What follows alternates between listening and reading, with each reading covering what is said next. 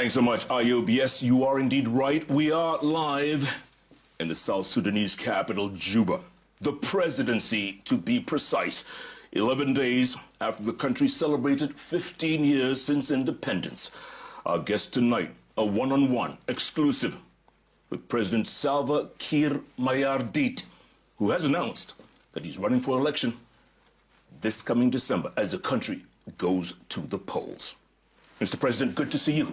Happy to see you. Thank you, sir. After many years. Many years, yes. And we'll talk about that because the last time I was here was 2019, 7 years. Yeah. A lot has changed in Juba. I'll come to that in a moment. Okay. First, Mr. President, your country goes to the polls in 5 months. Is South Sudan ready for that election?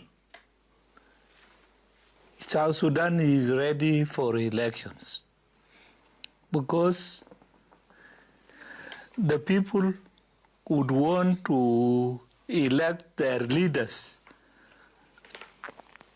and then to get out of this transition. And the transition for the people think that it is not good with them. And so the election is good with them. Mr. President, last time I was here, this country was on the brink of war. It was a terrible time.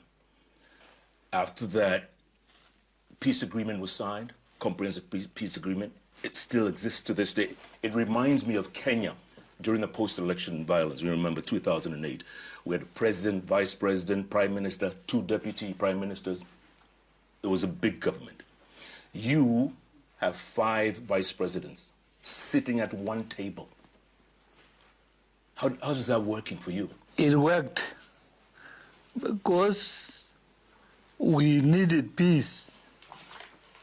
And so we have to make compromises so that we reach where we are today. Has it been tough? It was, but we managed it. What was the secret?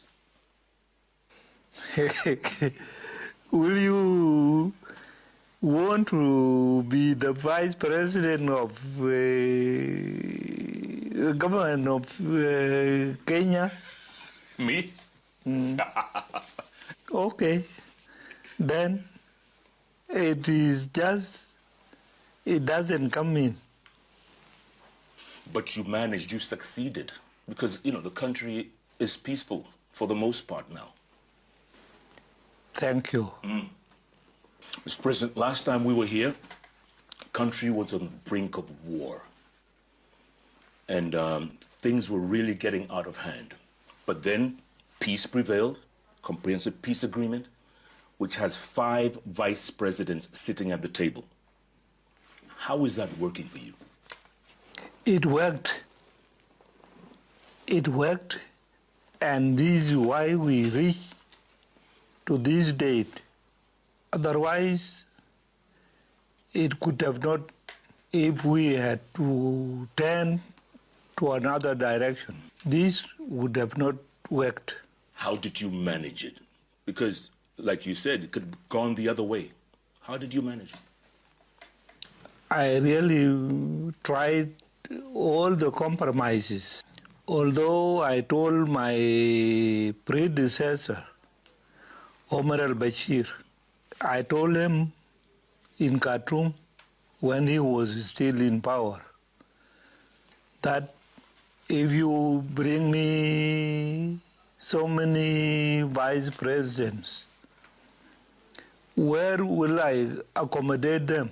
You know Juba, you were there, and then there are no houses that you have built for vice presidents.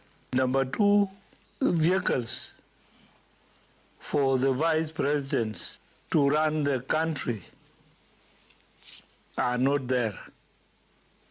What he was telling me was that he will work with me so that he can increase the oil production. He will talk to the company so that they increase the production, so that there is no gap.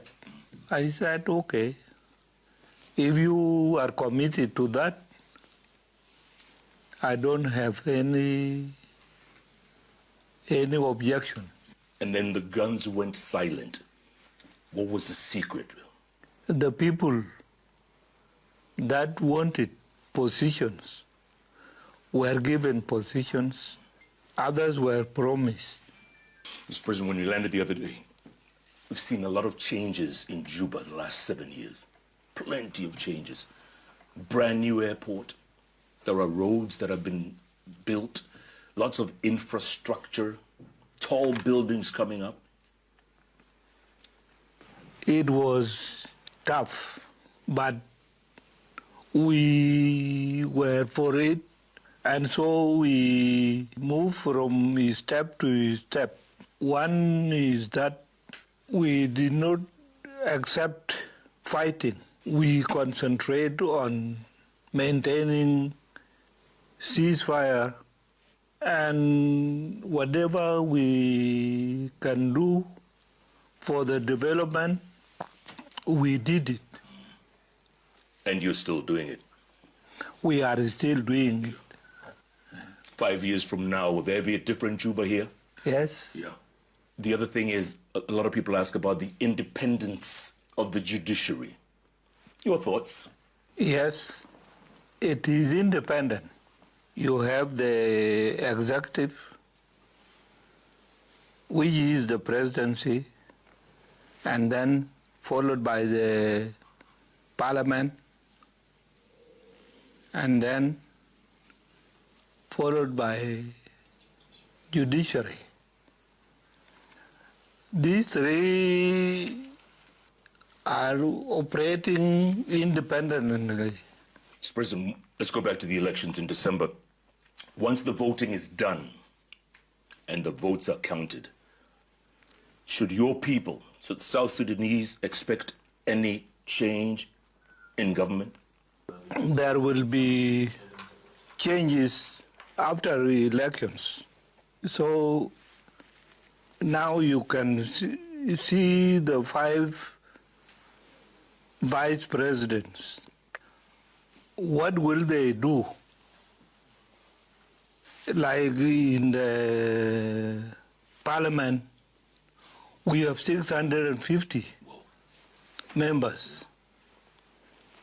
What will they do? Because this huge government prevented development.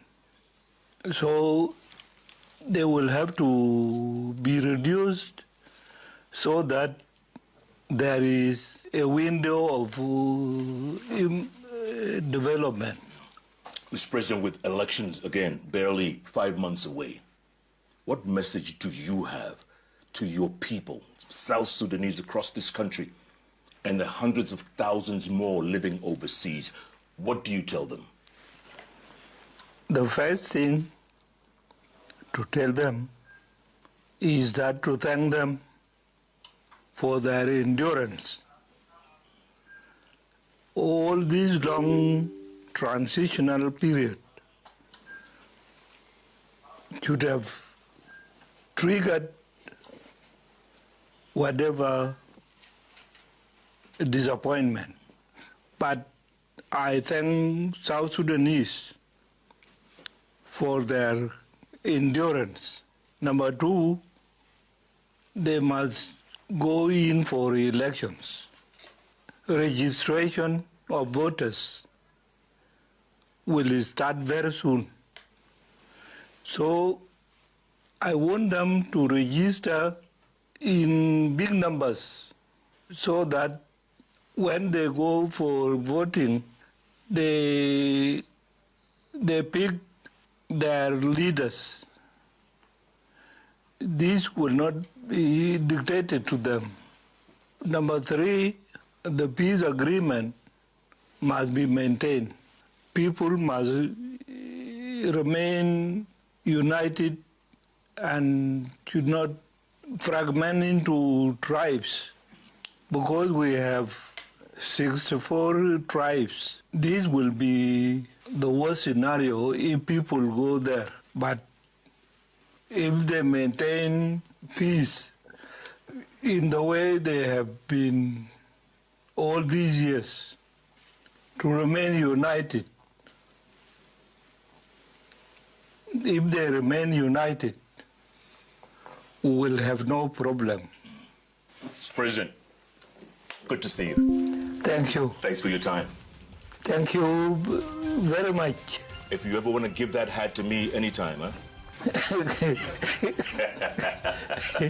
I love cowboy hats. Yes. Thanks for your time. Thank you.